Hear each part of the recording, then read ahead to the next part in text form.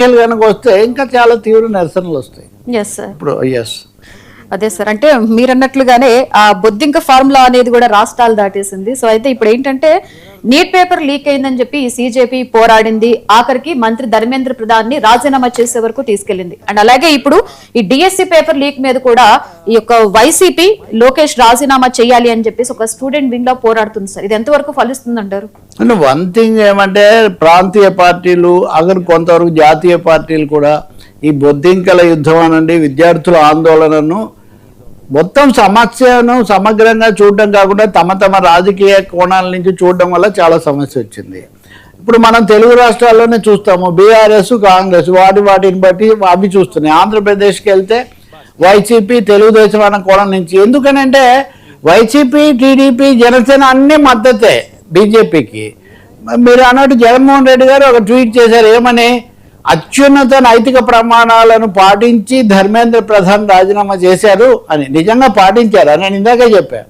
ఏ విధంగా అనివార్యమైన పరిస్థితుల్లో గత్యంతరం లేక ఇంకా ఆయన రాజీనామా చేశారు, గెంటి వేయబడ్డారు ఒక విధంగా చెప్పాలంటే.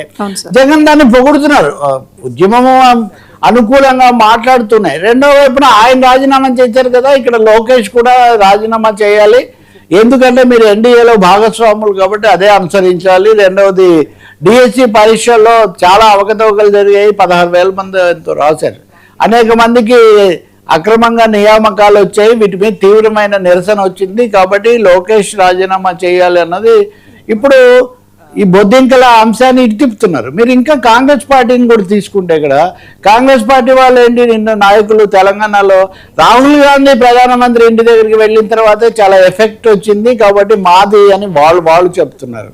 కాబట్టి అక్కడ జగన్ అయినా ఇక్కడ బీఆర్ఎస్ వాళ్ళు చివరి రోజుల్లో ప్రదర్శన చేయడమైనా ఈ బొద్దింకల దాన్ని మళ్ళీ స్థానికంగా తమకు అన్వయించుకునే ఒక ప్రయత్నం చేస్తున్నారు. డిఎస్సిలో అక్రమాల మీద తప్పకుండా విచారణ జరపవచ్చు, పారదర్శకంగా చేయొచ్చు, కానీ ఇప్పుడు అదే చేసి ఇక్కడ వెంటనే దీన్నంతా రద్దు చేయాలి, ఇప్పుడు ఫలితాలన్నీ మళ్ళీ తిరగదోడాలి, అన్నింటి మించి లోకేష్ రాజీనామా చేయాలి అని వైసీపీ వాళ్ళు కోరిక పెట్టారు. బహుశా దాని మీద మేము పెద్ద ఉద్యమం చేయబోతున్నామని ప్రకటించారు. అందుకే అన్నా నేను లోకేష్ మీద బొద్దింక ఫామ్లో పెట్టడానికి వైసీపీ ఒక ఆలోచన చేస్తుంది. నిన్న బొత్స సత్యనారాయణ గారు ప్రతిపక్ష నాయకుడు శాసన మండలిలో ఆయన అదే అడిగారు.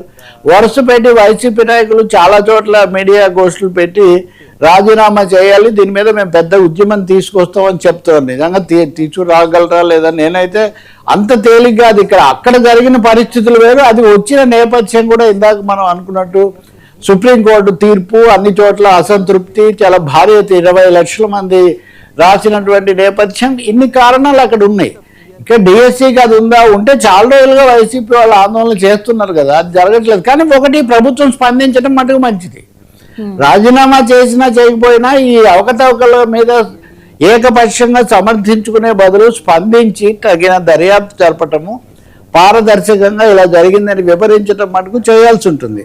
అదే ఫార్ములాను మక్కీగా ఏపీలో కూడా బొద్దింకలది వచ్చేస్తుంది అనుకుంటే ఒకటి గుర్తుపెట్టుకోవాలి, బొద్దింకల యుద్ధం ఏ పార్టీ చేయలేదు, అది విద్యార్థులు అందరూ కూడా కలిసి అక్కడికి వెళ్ళి చేశారు. ఓకే, ఎస్ఎఫ్ఐ, ఏఎస్ఎఫ్, ఏఎస్ఐ ఇట్లాంటి పిల్లలు 23 మంది నిరాహార దీక్షలు చేశారు, వీళ్ళలో వీళ్ళు కూడా ఉన్నారు. కానీ వీళ్ళెవరు తమ జెండాలు తమ బ్యానర్లు పెట్టుకొని చేయలే.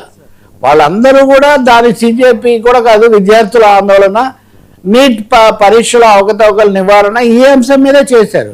ఆ విధంగా చేస్తే వేరే విషయం. కానీ వైసీపీ వాళ్ళు ఒక రాజకీయ కోరికగా దాన్ని తీసుకొని వచ్చి చేస్తే అప్పుడు అది భిన్నంగా ఉంటుంది విద్యార్థులు యువకులను. ఇంకా మూడోది, టీడీపీ లేదా కూటమి దీనికి ఒప్పుకుంటాయా అని మనం ఆలోచిస్తే ఏమాత్రం అవకాశం లేదు. ఎందుకంటే లోకేష్ వాళ్ళ ఆచార్యజ్యోతి, వాళ్ళ భావి ముఖ్యమంత్రి, వాళ్ళ కార్యనిర్వాహక అధ్యక్షుడు. ఇప్పుడు దాదాపు చంద్రబాబు చక్రం తిప్పుతాడని పేరు, కానీ తెలుగుదేశంలో చక్రం దాదాపు లోకేష్ తిప్పుతున్నాడు. అంత ముఖ్య నాయకుడిని వాళ్ళు ఇప్పుడు ఏదో ఈ అంశంతోనే వదులుకునే లేదా రాజీనామా ధర్మేంద్ర ప్రధాన్ రాజీనామా చేయడానికే ఇంత గొడవ జరిగింది, ఏదో లోకేష్తో వెంటనే రాజీనామా చేయిస్తాం అనుకోవటం కొంచెం శృతి మించిన కోరిక. కాకపోతే ఒత్తిడి పెంచడానికి ఇది పనికి వస్తుందని వాళ్ళు భావిస్తుండొచ్చు. వాళ్ళకి ఒకటి, ప్రభుత్వము దీని మీద స్పందించి వెంటనే ప్రక్షాళన పారదర్శకంగా విచారణ జరిపి చర్యలు తీసుకోవటం ఒకటి. రెండవది, ఎవరైతే అవుట్ సోర్సింగ్ కాంట్రాక్ట్ ఉద్యోగులుగా ఉన్నారో వాళ్ళకే ఎక్కువ మార్కులు వచ్చాయని వైసీపీ వాళ్ళు అంటుంటే మీ హయాంలో కూడా అలాగే వచ్చాయని టీడీపీ వాళ్ళు అంటున్నారు. సో ఈ నిజాలేవో ప్రజల ముందు చెప్పడం అనేది ఒకటి జరగాల్సి ఉంటుంది. ఇంకా మూడోది భవిష్యత్తుకు సంబంధించిన పరీక్షలు, చాలా పరీక్షలు ఇలాగే లీక్ అయ్యాయి అంటున్నారు. కాబట్టి ఖచ్చితంగా ఆంధ్రప్రదేశ్లో అయినా తెలంగాణలో అయినా రాష్ట్రాల్లో కూడా ఈ పరీక్షలకు సంబంధించిన భారీ ప్రక్షాళన చేయటం చాలా అవసరం. నీట్లో కానీ ఇప్పుడు కేంద్రం తెస్తున్న బిల్లులో కానీ ఉన్న అతిపెద్ద సవాలు సమస్య ఏమంటే రాష్ట్రాల అధికారులు వాళ్ళు లాగేసుకుంటున్నారు. రాను కేంద్రమే వీటన్నిటి మీద ఏకైక పరీక్షల నిర్వహణ సంస్థలుగా మారుతున్న ఒక పరిస్థితి ఉంది. కాబట్టి ముందు దాన్ని వదిలేసి నీటి మీద కానీ బొద్దింకల యుద్ధం ప్రధానంగా జరిగింది ఆ అంశం మీద. 3 కోణాలు ఉన్నాయి.